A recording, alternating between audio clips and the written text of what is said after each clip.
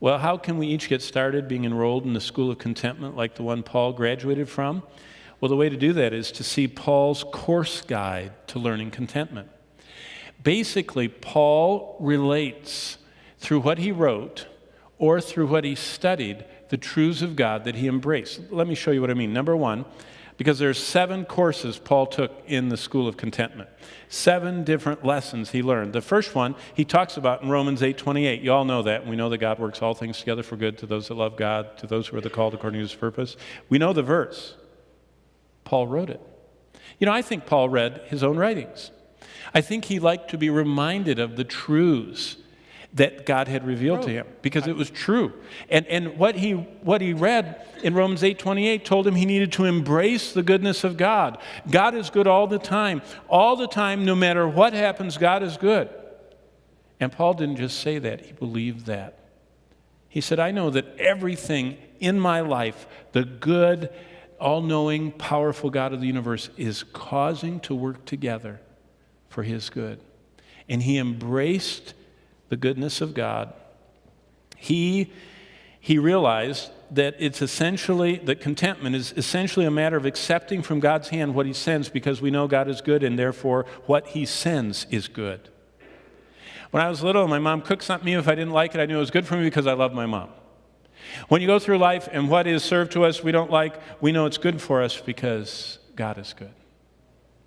And see, that's what Paul said. I embrace the goodness of God. Secondly, he rested upon the omniscience of God. You know, God knows all past, all present, all future events. Either we believe God or by our fearful actions we deny him.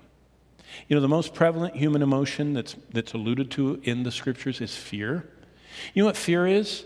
Doubting that God is holding the wheel. It's kind of like, have you ever, gone, everybody in the car is sleeping and there's a little rumble strip or something and you're the driver and people sit up and they go, is everything okay? I mean, as soon as there's any disturbance, people want to make sure who's driving. You know what fear is? Thinking God isn't driving right.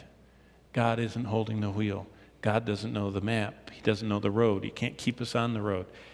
And Paul learned to rest on the omniscience of God.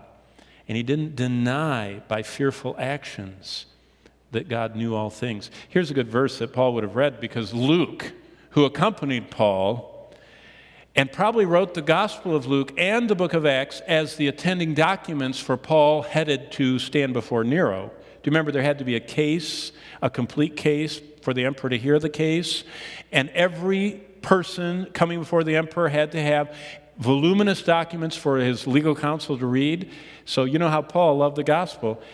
Most likely Luke's gospel and the book of Acts, written also by Luke, were the attending documents that preceded Paul to Rome. So Luke was probably writing Luke while he was running around with Paul. You know, that's why he came and went. He was interviewing people as he was writing it. But this is what Luke wrote in Luke 12:30. For all these things, he's quoting Christ, the nations of the world seek after, but your Father knows that you need these things. Your Father knows. Embrace the goodness of God and rest in the omniscience of God.